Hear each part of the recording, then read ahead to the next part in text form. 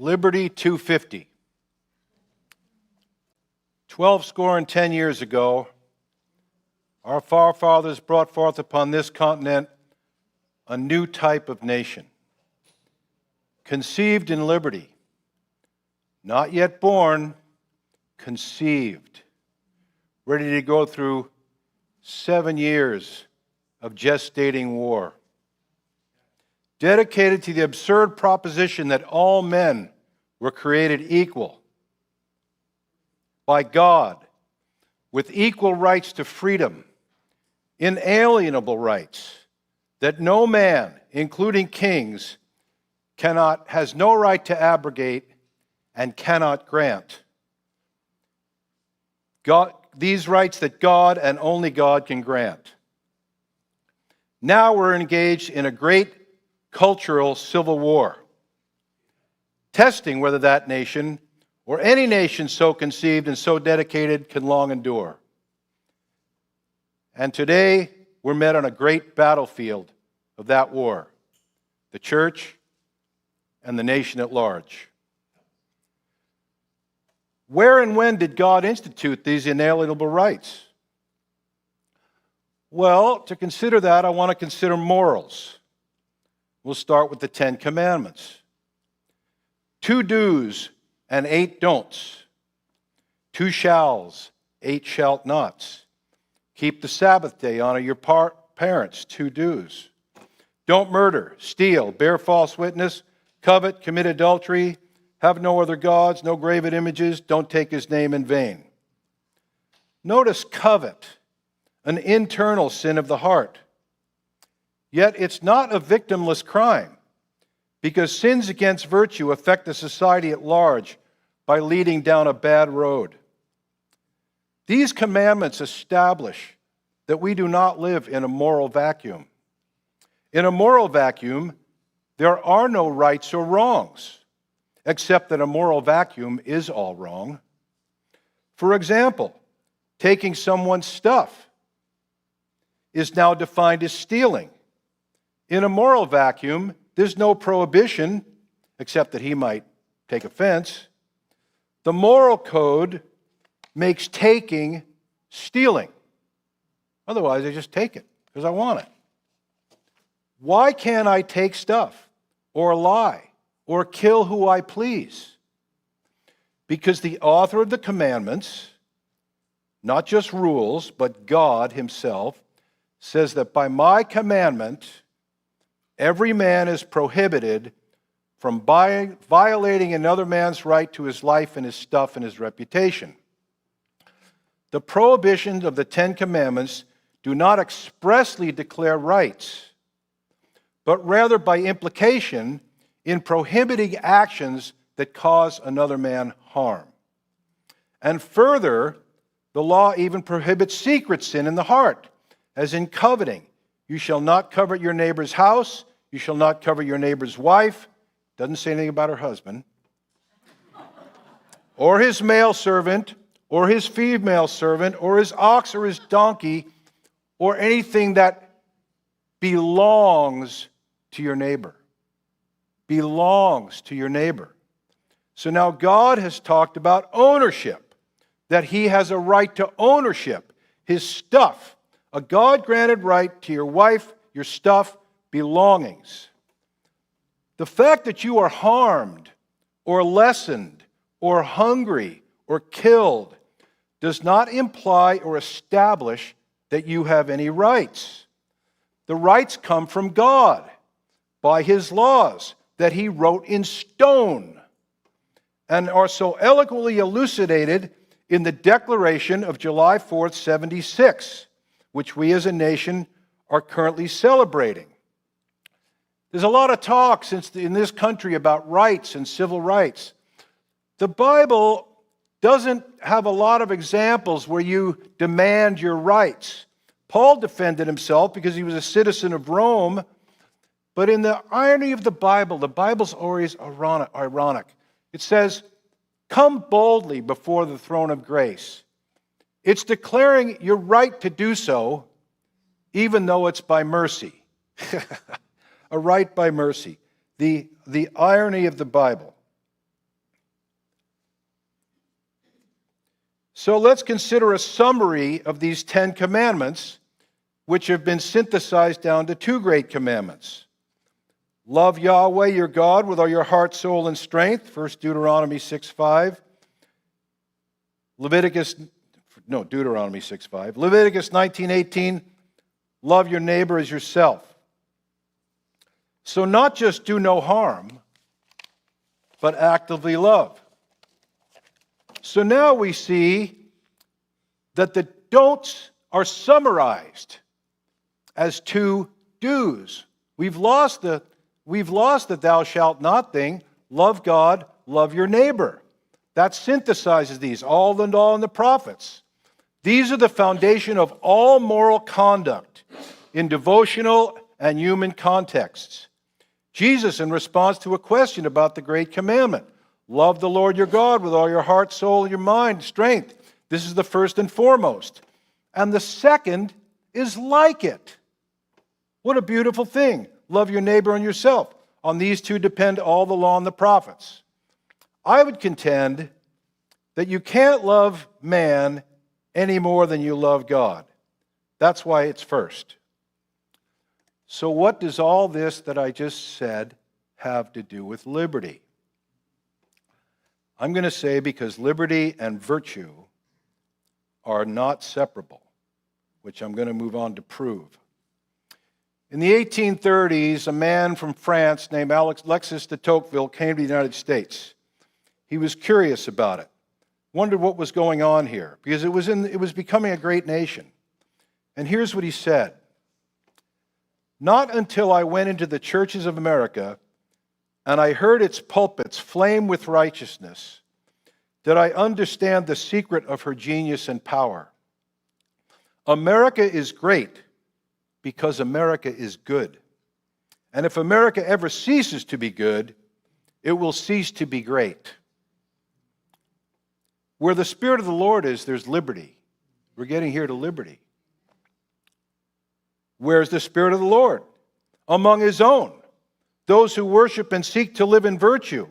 He who the Son sets free is free indeed. The truth shall make you free. You've been called unto liberty, so make your calling and election sure.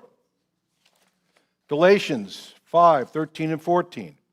You're called unto freedom, but don't turn your freedom into an opportunity of the flesh, but through love serve one another. For the whole law is summed up in one word. You shall love your neighbor and yourself. Freedom, liberty, 2 essentially talking about the same things. Various contexts. Some talk about natural freedom, like out from prison or slavery. Some talk about spiritual freedom. 2 kinds of freedom intertwined. Freedom from a human oppressor or freedom from sin. It's taught typologically in the Old Testament. Every time Israel forsook the virtues and commandments, liberty was lost to the next conqueror. Judges 3:7-11. Idolatry leads to oppression from the king of Mesopotamia. Judges 3:12-30. Idol worship. Eglon, the king of Moab, comes after them. Judges 4. Idolatry, and here come the Midianites. Judges 13. False gods and the Philistines. Summarizing, true liberty, true freedom implies a love and responsibility to your neighbor. And we're taught this from God's laws. And this freedom and liberty come from God in rights and spiritual freedom. The Bible teaches this explicitly and repeatedly. Liberty implies in God's requirement to love your fellow man. In fact, we're told that many are sick and weakly among us, and some prematurely die because we don't discern the Lord's body. In the natural, it's not a prosecutive offense to not discern the Lord's body, but it is a failure of our responsibility to others. This is the opposite of license. Liberty and license. License says, you leave me alone, I'll leave you alone. We have no jurisdiction over each other. I want to have my drugs. I want to have my sex. I want to have my abortions. You have no right to curtail my liberty. But it's not liberty, it's license. And license takes the sin of pride and makes it a virtue. And it takes the sin of envy, covetousness, and makes it a virtue, because you have a right to be envious of that guy that has more than you. It's a woke philosophy, a complete moral code that in some ways looks like a gentler, kinder way. But the reason it looks like a gentler, kinder way is because counterfeits are designed to look like the real. But it's a hoax. A person, I am Yahweh who freed you out of the slavery of Egypt and sin, Egypt type of sin. It's also true that a person can free themselves from slavery, debts, and various oppressive situations and relationships. There's a natural freedom and a spiritual freedom. Natural freedom, liberty, can come from man or from God. The Israelites coming out of Egypt. But spiritual liberty can only come from God.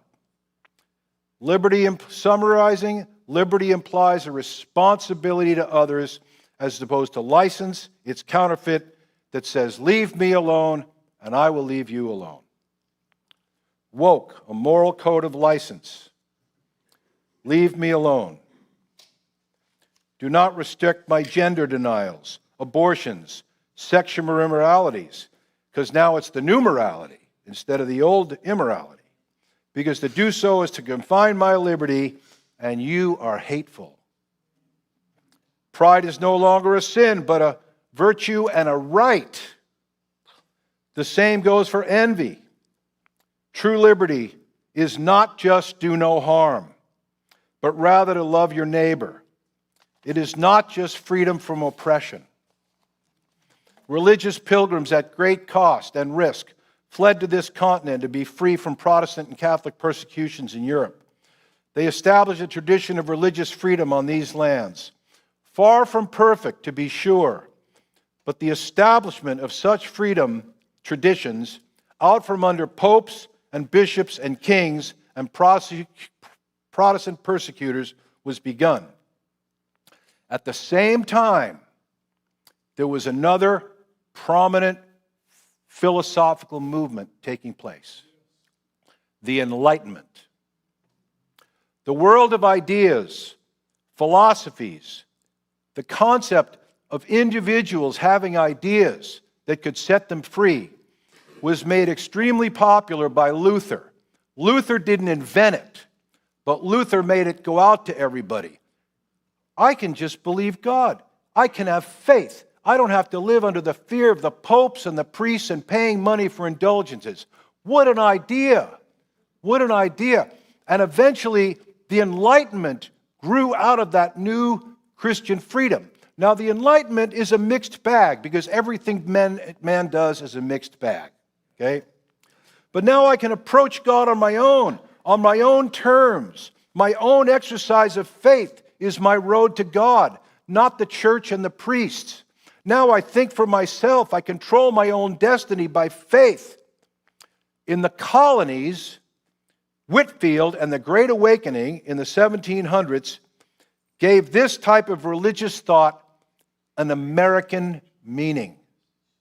Before the Revolution, an American meaning.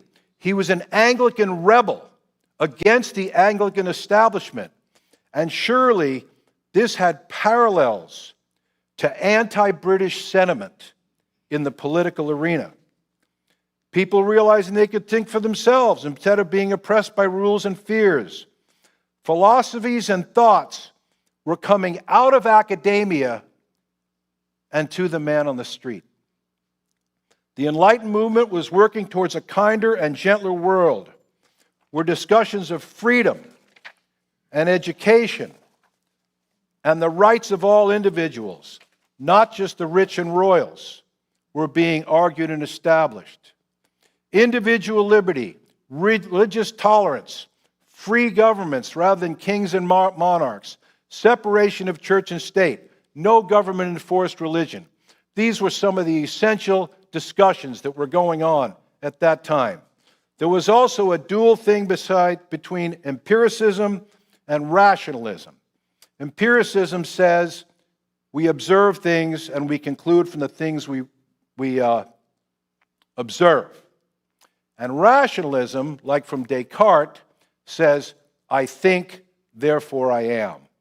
There's a lot of overlap between the two, okay? Both of them think and conclude. Some of the truths come from the Bible, and some of them come from secular humanism. The founders were fully aware of this philosophical movement.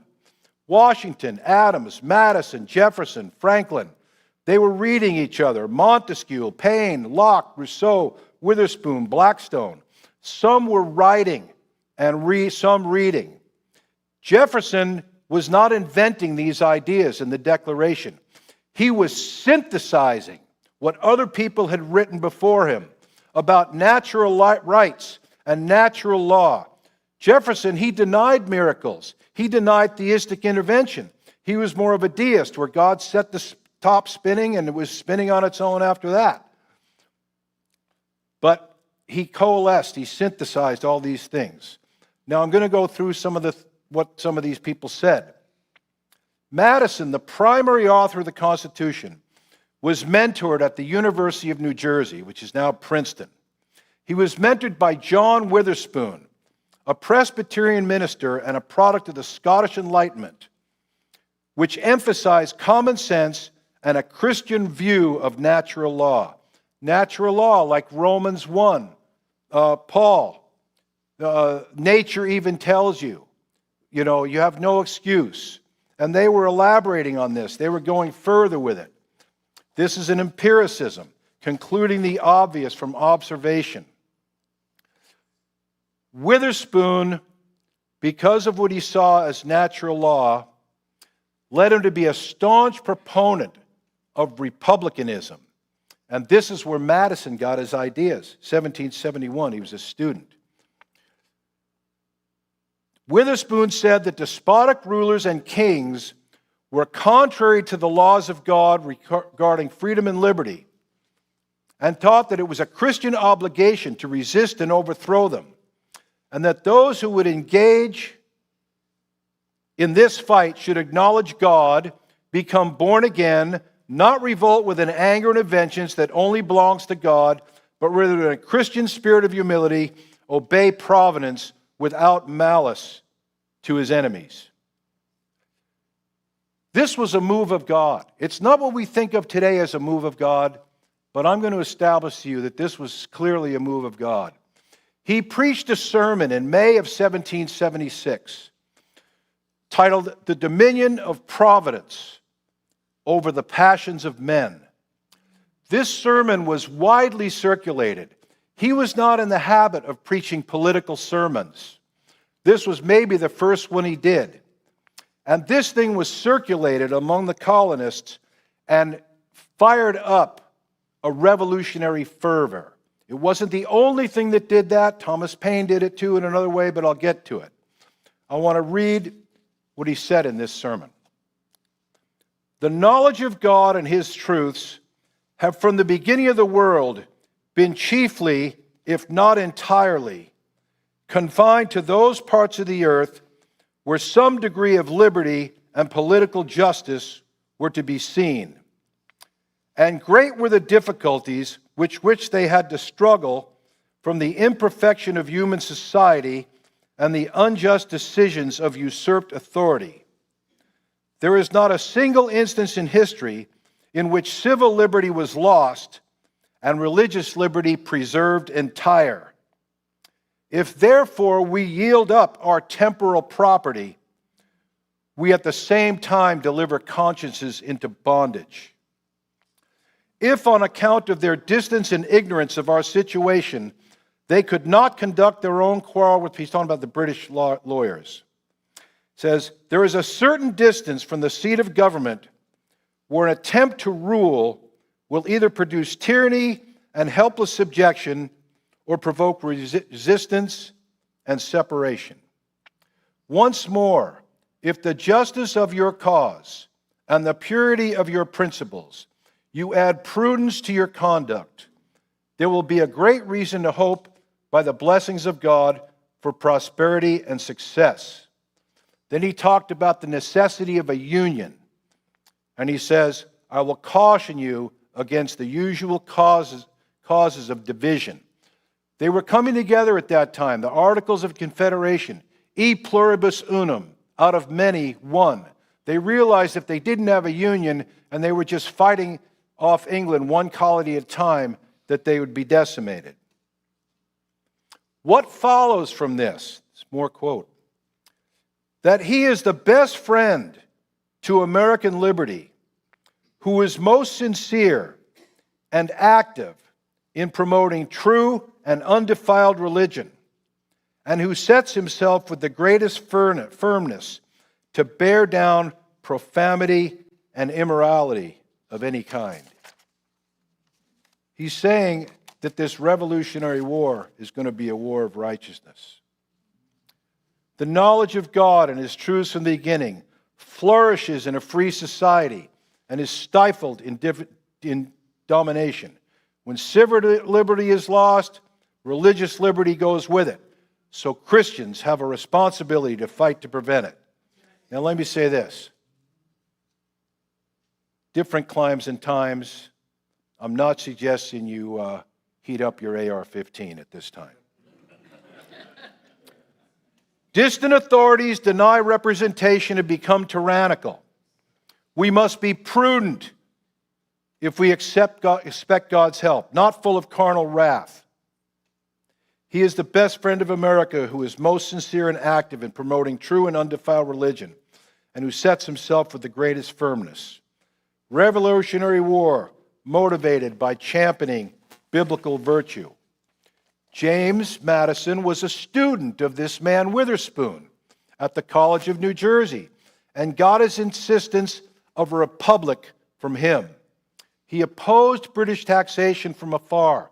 They were changing the rules, stripping away local jurisdictions that had been there for 100 years because the crown needed money because they were going broke from their previous war with France. In the Continental Congress, Madison advocated for a strong union. E pluribus unum became the motto of the union. Simultaneous to this speech, the dominion of providence, what was it called? The dominion of providence in the nature of men, is Thomas Paine. Here comes Thomas Paine with a 47-page pamphlet, Common Sense. This one also fired up the belief in the rights of man and God and what nature and not scriptures declared, because Thomas Paine believed that religion that came from writings and scriptures, it led to all kinds of trouble. But he was a firm believer in God. He said, no man can say he created himself. And he says he got his rules from nature. That's what he extrapolated. And he said, as hard as it is to believe that space goes on forever, it's even harder to believe that it ends at a wall. And he said, as hard as it is to believe that this God has no beginning and no end, it's even harder to believe that he's got a beginning and an end. This is how he thought. He's a deist. Widely distributed pamphlet, okay? So I want to read some quotes from Paine. Even after the armed hostilities broke out between the American colonists and British forces in 1775, many prominent colonists were reluctant to consider the idea of actually breaking away. They wanted to make accommodation. They were English speakers. They were English citizens. They didn't want to necessarily have a war. But unjust taxation was firing them up. Paine's pamphlet did a lot to quickly change that shift in American sentiments toward independence. First published in Philadelphia in January of 76, a scathing polemic against the injustice of rule by a king. But its author also made an equally eloquent argument that Americans had a unique opportunity to change the course of history by creating a new sort of government in which people were free and had power to rule themselves. Quote, we have every opportunity and every encouragement before us to form the noblest, purest constitution on the face of the earth. We have it in our power to begin the world over again. The people were reading this. By promoting the idea of American exceptionalism and the need to form a new nation to realize its promise, Paine's pamphlet attracted public support for the revelation and put the rebellion's leaders under pressure to declare independence, because now there's a groundswell among the people.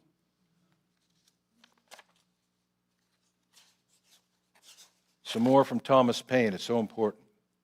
In 1775, with the encouragement of Franklin and Benjamin Rush,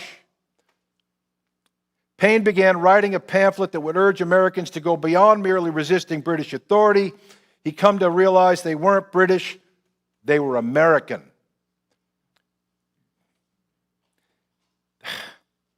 The Almighty has implanted in us these unextinguishable feelings for good and wise purposes. They are the guardians of His image in our hearts. Government's purpose was to save the people. He described government as a necessary evil. Same thing Madison said. If men were angels, we wouldn't need a government. Having a king was a bad idea. He ridiculed the very idea of a hereditary monarch. America was home of the free. Paine refuted the notion that Americans should be loyal to a mother country that he considered to be a bad parent. America's real connection was to people everywhere who yearned to escape oppression. This new world has been the asylum for the persecuted lovers of civil and religious liberty from every part of Europe, Paine proclaimed. Hither have they fled, not from the tender embraces of a mother, but from the cruelty of a monster. And it is so far true of England that the same tyranny which drove the first emigrants from home pursues their descendants still. As Paine saw it, both Americans and the British knew it was inevitable that the colonies would break free. Quote, he came from England. I have never met a man, either in England or America, who has not confessed his opinion that a separation between these two countries would take place one time or another. And that time has come. But they needed to do it quickly, before the population grew to a point where new divisions might develop.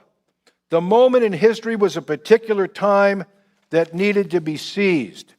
A strong central government was needed, Paine envisioned, that the new nation would have a strong central government with a constitution that protected individual rights, including freedom of religion. A firm bargain and a right reckoning make long friends, he said. Jefferson considered Paine to be the best writer of the Revolution. He knew what people were thinking in the abstract. Paine wrote to his peers in a language people could understand. Paine urged Americans to embrace common sense. The popularity of common sense made it tough for colonial leaders to take a halfway stance, accommodationists. As John Adams wrote to his wife in April of 1776, common sense, like a ray of revelation, has come in seasonably to clear our doubts and fix our choice. Common sense was the revolutionary document that most people referred to at that time over the Declaration of Independence. Paine. The creation speaks in a universal language, independent of human speech, multiplied and various as they be. It's an ever-existing original, which every man can read. It cannot be forged. It cannot be counterfeited. It cannot be lost. It cannot be altered. It can't be suppressed. It does not depend on the will of man whether it should be published. It publishes itself from one end of the earth to the other. It preaches to all nations and to all worlds.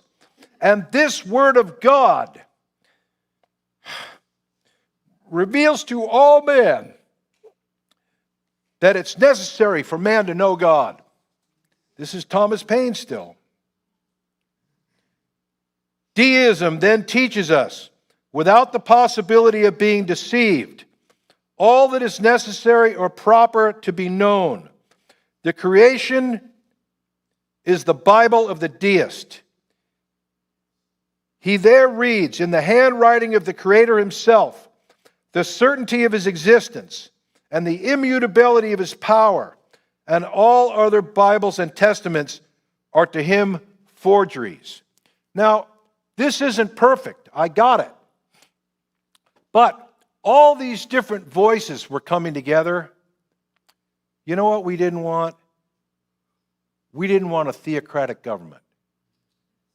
Do you want to bring your Christology arguments to the Supreme Court? His kingdom is not of this world. But these various people were inspired in different ways. A lot of different voices at the Constitutional Convention. At the Constitutional Convention later, Washington's in despair. This thing is impossible. It's not going to happen. There were all these voices coming together. God was the final author.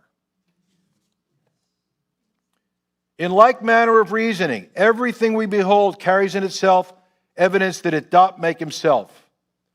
Every man is evidence to himself that he did not make himself. God is the power of first cause, nature is the law, and matter is the subject acted upon. Do we want to contemplate his power? This is pretty good. We see it in the immensity of the creation. Do we want to contemplate his wisdom? We see it in the unchangeable order by which the incomprehensible whole is governed. Do we want to contemplate his munificence? We see it in the abundance with which he fills the earth. Do we want to contemplate his mercy? We see it in his not withholding the abundance even from the unthankful. In fine, do we want to know what God is? Search not written or printed books, but the Scriptures called the creation. This is how he saw it. But in a lot of sense, it's an elaboration of what Paul said in Romans 1, that even the creation tells you. That's Paine. So we have Paine's pamphlet and Witherspoon's sermon that are firing up the people. Now, Ben Franklin, one of the premier men of his millennium, in my opinion, was in England trying to work for the colonies. He was an accommodationist. He wanted to make accommodation with England. They knew that this separation was going to be horrific. But he saw the inevitability of revolution and a war of independence while he was there. Like the Declaration states, he had tried to make peace and accommodation with the British, but they made it impossible. Americans were not going to submit to Daddy. He finally said, rebellion against tyranny is obedience to God. Now, you can't say that Franklin was living a born-again life. I get it. But he was always a believer in God. And he's accredited, some people say not, when they all got together there at the, not at the time of the Declaration of Independence, Articles of Confederation. He said, they all said they got to get together. He said, we will hang together or we'll all hang separately. Now, here comes Blackstone. Commentaries on the Laws of England. I'm pointing out that all these different voices came together to make things go in a certain way. It wasn't just one man, although Washington's certainly preeminent among them. Blackstone, William Blackstone, England had what was called a common law, but it had never been really defined. It was somewhat amorphous. Blackstone wrote the defining treatise on British common law, which was somewhat amorphous and undefined at that time. He wrote of natural law, which comes from God, which Jefferson in the Declaration called the laws of nature and of nature's God. Jefferson was a synthesizer. He used a lot of quotes from these other writers and changed them a bit. Some guy wrote this. If the commentaries had not been written when they were written, I think it very doubtful that the United States and other English-speaking countries would have so universally adopted the common law. What Blackstone wrote about law became the textbook for law schools in England and America. It's still studied to this day. It was studied by Adams and Hamilton and Lincoln and John Jay and cited to this day in many Supreme Court decisions, probably hundreds of times. Became the foundation of law schools in the colonies, required reading by law students. It was against the arbitrary judgment of kings. The principal aim of society is to protect individuals in the enjoyment of these absolute rights. He came up with what's famously known as the Blackstone ratio, saying it's better that 10 criminals go free than that one innocent man be punished. He's quoted at all times to this day by the Supreme Court. These natural laws must be the foundation of our legal structure. Modern liberals, and some of the Supremes, Oliver Wendell Holmes in particular, argued that natural laws do not account for changing modern moral standards, like the new morality, pride, envy, homosexuality, abortion. They deny that there are universal concepts, but these are universal concepts that formed this nation. John Locke, who Jefferson revered and quoted in the Declaration, natural rights protected by a government that operates by what he called the social contract, which essentially is the consent of the governed, who relinquish a portion of their absolute autonomy, personal autonomy, to produce a safe and ordered society of laws that protect rather than grant these natural rights. The relationship of government and individual, life, liberty, and property. The right to rebel against unjust governments that violate these rights. Quote, colonists are entitled to life, liberty, and property. Jefferson's not the originator of the Declaration's ideas, but the brilliant writer and synthesizer. He considered Locke the best writer of the Revolution. He rejected the divine right of kings with strong arguments about the people's inalienable rights to self-rule. So the only logical outcome was a republic. I would argue that inalienable rights, that declaration, took away the divine right of kings and gave the divine right to every single one. Locke, Paine, Witherspoon, Madison are among the primaries, but not the only.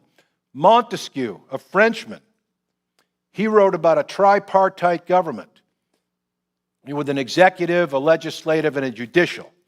And he extensively wrote this treatise that showed that if any two of those, either 1 and 2, or 2 and 3, or 1 and 3, became one, that tyranny was inevitable.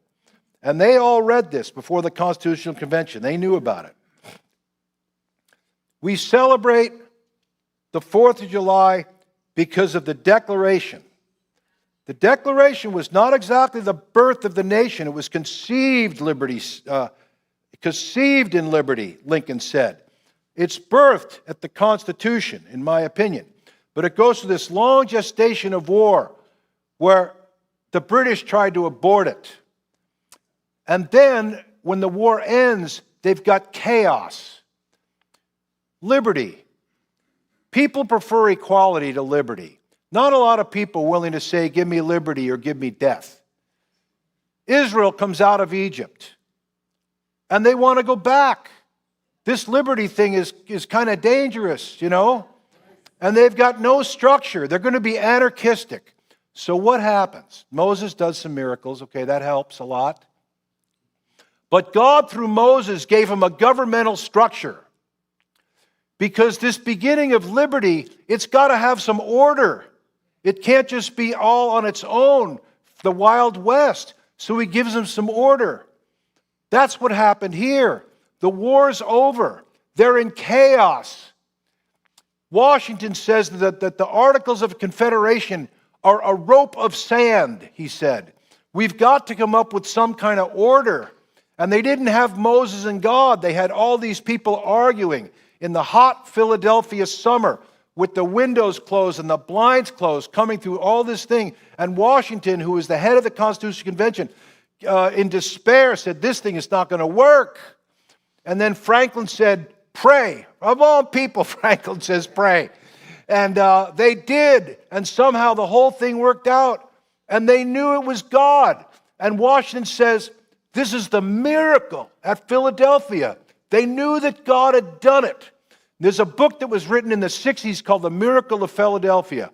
I highly recommend the book. I've read it twice. My father gave it to me 30 years ago, or more than 30 because he'd been dead that long, but a long time ago.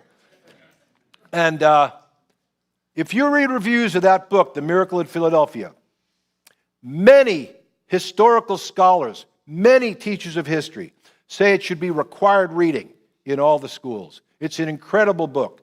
Goes through everything they did, written 50 years ago. But we celebrate the 4th of July because, like the man said 7 years ago, he was talking about 76, 7 years, our father brought a new nation conceived in liberty. Conceived. When Jesus defended himself against the devil, 40 days without food and essentially in solitary confinement except for his pal, the devil. No food. He's got to be at death's door. He's got to be hallucinating. His brain is insufficiently supplied with nutrition and things like that. And his defense is, it stands written. And then Pilate, they said, we don't like what you wrote there to put on top of the cross, King of the Jews. Right that he said it's the King of the Jews. And Pilate says, I wrote what I wrote. In other words, it stands written. This declaration, it stands written. That's why Lincoln pointed back to it when it was conceived. Abraham Lincoln talks about 7 years ago. He got that from the Bible. He liked the Bible. Genesis 16:16. Abraham was 6 years. Genesis 35:28. Isaac was 104 years. Exodus 7:7. Moses and Aaron were 80. Joshua 4:10. I am this day 85. I am currently 80 minus 8.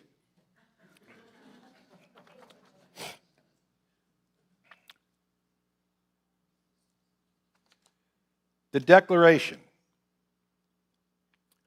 When in the course of human events, it becomes necessary for one people to dissolve the political bands which have connected them with another, and to assume among the powers of the earth the separate and equal station to which the laws of nature and nature's God entitle them. A decent respect to the opinions of mankind requires that they should declare the causes which impel them to the separation. We hold these truths to be self-evident, that all men are created equal.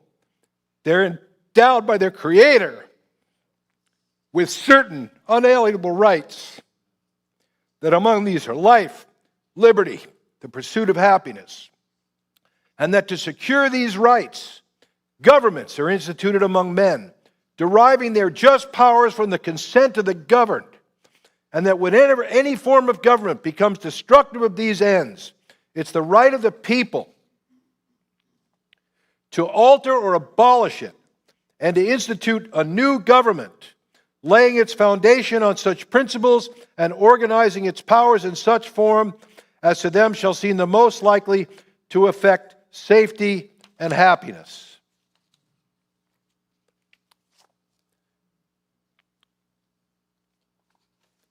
The beginning of the Declaration.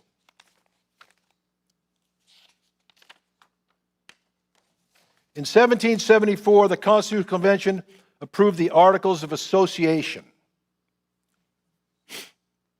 Lincoln said that was the beginning of the Union. A unified boycott of trade with Britain in response to the Intolerable Acts. The British called them the Coercive Acts. They were going to put the screws to the colonies because they saw this revolutionary foment brewing, and they wanted to cut it off in a hurry. The Continental Congress adopts the Articles of Association saying, we got to be together. We can't just resist them one at a time. There'd been the Boston Tea Party, and the coercive acts were closing down Boston Harbor. But it couldn't just be the Bostonians or the Massachusetts Bay Colony that resisted England. They needed to together. So that's why they had these Articles of Association. Like I said, Lincoln called it the beginning of the Union. Noted by Lincoln in his first inaugural address, the Articles of Association made resistance unified 13 colonies. The Articles of Confederation, interesting, said about this union, they said, it shall be perpetual. And the 13 colonies agreed. Okay. Eventually, Washington called that a rope of sand. We need to come up with something better. And they came up with the Constitution, which in its preamble says, in order to form a more perfect union. A more perfect union. The Confederate States thought, yeah, a more perfect union means we can leave. But it was a perpetual union now being perfected. After the war, the fledgling nation was in chaos between the Federalists of Washington Hamilton and the idealistic Jeffersonians, wanted states to have more autonomy, called the Articles a rope of sand. New liberty without a governmental structure is chaos because men are not angels. Israel not ready for liberty, wanted back in Egypt. God sets up a government through Moses. In the United States, he did it via the Constitutional Convention. They didn't have one Moses, they had everybody. Just consideration. Coincidence or not, 13 tribes, 13 colonies. We, the people of the United States, in order to more perfect union, establish justice, ensure domestic tranquility. That's about marriage. Promote the general welfare, not welfare, and secure the blessings of liberty to ourselves and our prosperity. Do ordain and establish this Constitution of the United States of America. 4 months with the windows closed in the hot summer of Philadelphia, 1787. Enormous disagreements. Washington despairs. Franklin says, pray. Calls it the miracle at Philadelphia. What men did what they could do, and God brought about the increase. Isn't that the way it is in the Bible? There's stuff that you're supposed to do, and there's stuff that God's supposed to do, and you're on thin ice if you think, well, I'm not going to bother to do what I'm supposed to do. I'm just going to trust God for it all. Good luck. Yeah. So be sure to vote. The little states against the big states. What are they going to do? Montesquieu from France had talked about having proportional and individual representation. Among all these and many other political and religious freedom arguments of the day, no one man could possibly sort it out. Regarding the result of the Constitutional Convention, I already told you that. He was not alone in the conclusion that called it a miracle at Philadelphia. Other people thought so too. These were people, a lot of them the deists, they weren't big fans of miracles, but they thought this was a miracle. Now, Washington was also aware of the two schools of the Enlightenment, rationalism and empiricism. One says, I observe things and conclude. The other says, I think, therefore I am. In his famous farewell address, he addresses and reduces the philosophical clutter and clears away the weeds, not by ignoring the arguments, but rather by succinct and brilliant statements, cleverly and directly addressing both camps, both sides, and tops it all off with a biblical truth that trumps it all. Quote, of all the dispositions and habits which lead to political prosperity, religion and morality are indispensable supports. And let us with caution indulge the supposition that morality can be maintained without religion. whatever may be conceded to the influence of refined education on minds of peculiar structure, reason and experience, empiricism and rationalism, reason and experience, he's addressing both camps, forbid us to expect that national morality can prevail in exclusion of religious principle. Brilliant statement. He concedes that maybe whatever right may be conceded to some individuals on a national thing, impossible. I might have forgot a page here. But anyway, I had a page of John Adams quotes, and boy, they're good, but I don't have them. But John Adams, here's what John Adams says. Our Constitution was made only for a moral and religious people. It's wholly inadequate for the government of any other. Liberty can no more exist without virtue than the body can live and move without a soul. The Christian religion, these are still quotes from Adams, is above all, the Christian religion is above all religions that ever prevailed or existed in ancient or modern times, the religion of wisdom, virtue, equity, and humanity. A revolution of government is the strongest proof that can be given by a people of their virtue and good sense. It is religion and morality alone which can establish the principles on which freedom can stand. The only foundation of a free constitution is pure virtue. Not a Christian nation. I'm not finding a lot of quotes about Buddhism, Hinduism, Islam, atheism, or ethics. The revelation was a move of God, not the kind that we normally recognize, but it clearly was. All these parties were the members of the orchestra, and God was the conductor. Not the kind of revival currently sought after, but a situation that gave birth to the best civilization in history. Woke God-haters want to tear it down, but there's a restraining force in 2 Thessalonians that has to do with God and his people. We're watching the virtue go away in this country. We have 50-50 elections between Democrats and Republicans. We're watching it go down. Some people think we're going to rescue it with the 7 mountains. You know what I say? Good luck. His kingdom is not of this world. It's a different clime and time. This nation, this society, started 250 years ago, has done more to alleviate human suffering and propagate the gospel than all societies of all time combined. The fertile soil of liberty, ordered through the Constitution and safe laws, created the possibility for enormous prosperity to grow. Sending Bibles all over the world, missionaries all over the world, roofs and water and electricity and all these good things.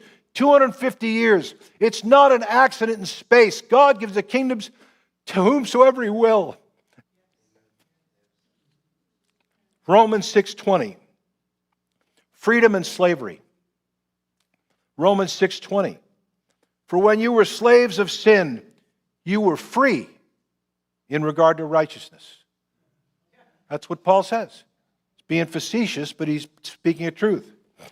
When I was in the battling throes of getting saved, I was in a hard struggle to give up that freedom, which ironically is a form of slavery. But it felt like an amputation. Slaves of sin or slaves of righteousness, the Bible makes it plain. In about 1990, Bob Dylan got saved. And he put 3 Christian albums out. And he preached at his concerts. This was a man that had access to preach to the world. And he wrote a song that won a Grammy and many people consider it was 1980, one of his best songs ever. And the title of the song is You've Got to Serve Somebody. It's been performed over 500 times live, including with the Grateful Dead. The world gave it a Grammy. It was a witness of an essential spiritual truth from Romans 6. You've got to serve somebody is said 7 times in the choruses. You can serve the devil or you can serve the Lord, but you've got to serve somebody. Won a Grammy, became a famous song, a witness to the world. In the popular music world, Bob Dylan is not just a citizen, he's a general. And another general wrote a song in response to it. John Lennon wrote a song entitled, Serve Yourself. These were a witness to the world. I realize a lot of people that have been going to church for 50 years didn't pay any attention to this, and that's fine. The message wasn't to you. It was to the world. Slave to sin or slaves to God. So Paul and Dylan famously and explicitly explain what an individual should do with liberty, and that is to serve yourself or God, yourself or others, not just privates, but generals. What should a nation do with new freedom, newfound liberty? You're not even at square one. You're only at square zero on a 3-dimensional philosophical grid. Nation needed a government. It's clearly true that the best that's ever been done is by our Declaration and Constitution. 250 years since first proposed. Food, clothing, shelter, medicine, transportation. 100 million Bibles printed to this day annually on paper. Who do you think's bankrolling that? It's impossible to honestly deny the hand of God in this. Not to say our history without faults, but the popular blaming of America without every lauding its accomplishments is an academic form of God-hating. They want to blame Jefferson because they say he was a hypocrite. Well, we can argue whether or not he was a hypocrite, but the truth is the truth. No matter if the devil says it. If it's true, it's true. He expressed ideals to be aspired to. Isn't that what the Bible is for us? Ideas to be aspired to? Are we hypocrites because we fall short? He didn't invent slavery. America didn't invent slavery. It was here before they created the nation. It's always existed. They were powerless to end it, but they were trying to end it at that time. The first anti-slavery organization was started by Franklin in Philadelphia. And there were people that wanted to abolish at the Constitutional Convention, but they couldn't. So they made a compromise so they could have a union, which eventually led to the end of it.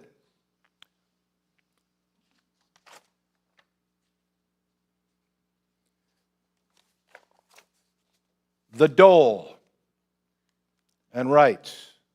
The dole, government handouts.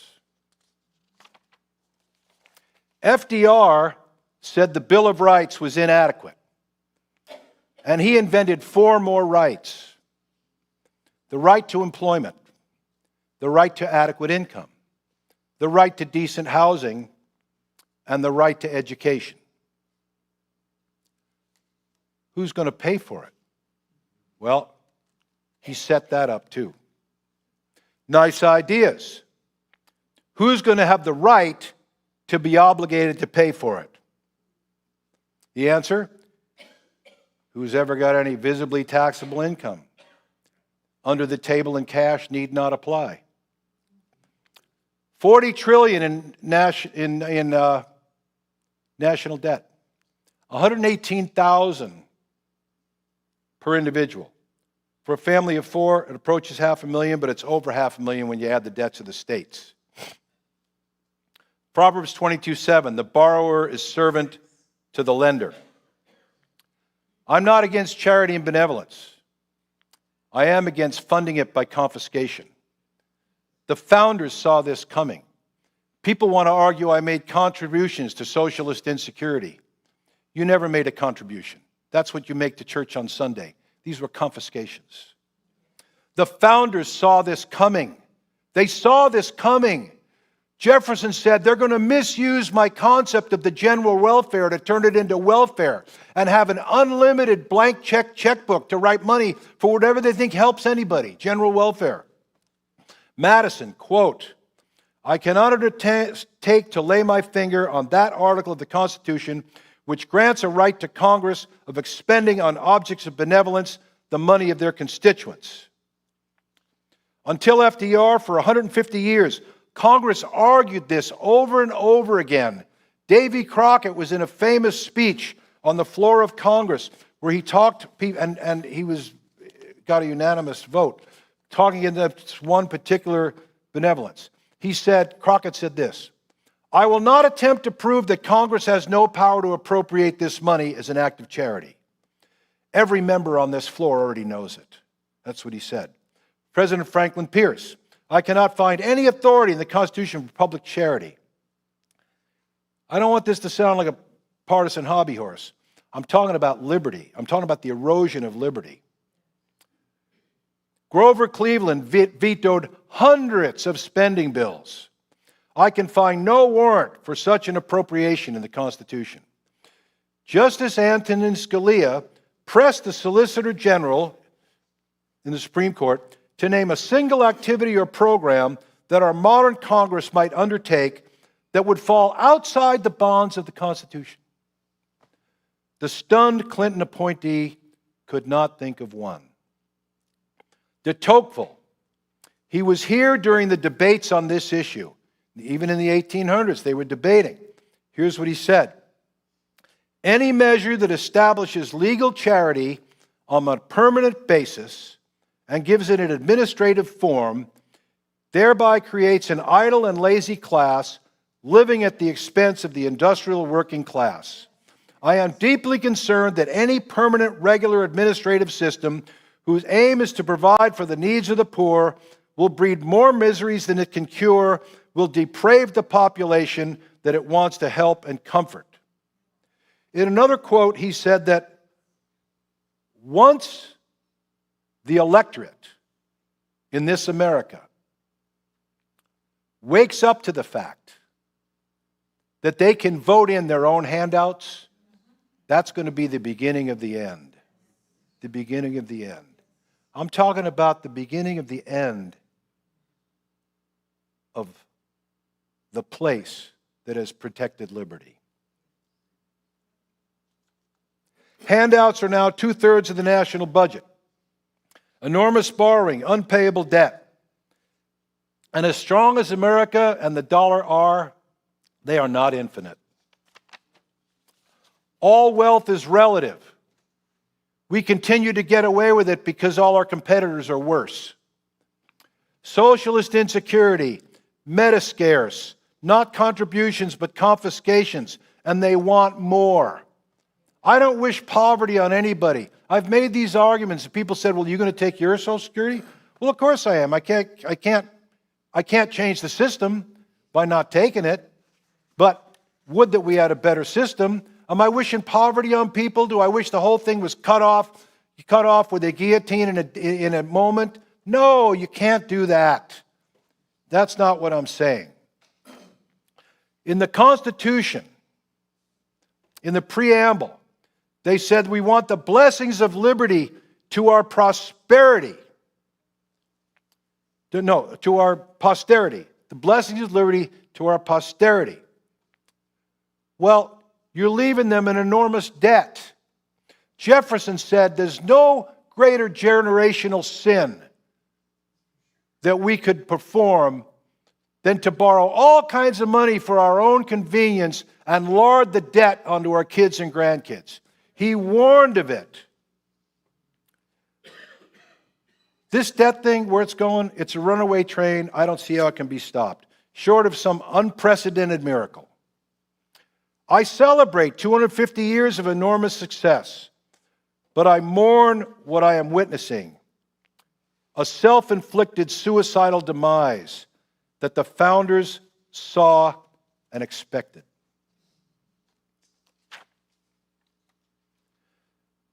The founders and the colonists were living in a wave that came from God and set us on a path of freedom that we have to this day. Nowhere, anywhere else in history has any place been so free and so prosperous for so many. For over 400 years, millions have risked all to get here, the one and only place of its kind. Currently, millions of recent immigrants live here in fear of reprisal and arrest and deportation, because even then, it's better than where they came from. China, Cuba, and North Korea will never have an immigration problem. And they have great equality, the products of socialism and tyranny. De Tocqueville said that people will often, if not always, give up liberty for equality, because equality is easier. Income redistribution is the road to equality that extinguishes liberty. Jefferson says liberty will yield, not all at once, but in a long seduction that the people eventually support. The Bible teaches two kinds of liberty or freedom. One is out from a human oppressor, a tyrant or slaveholder or prison. The other is out from slavery of sin and into the liberty we've been called to.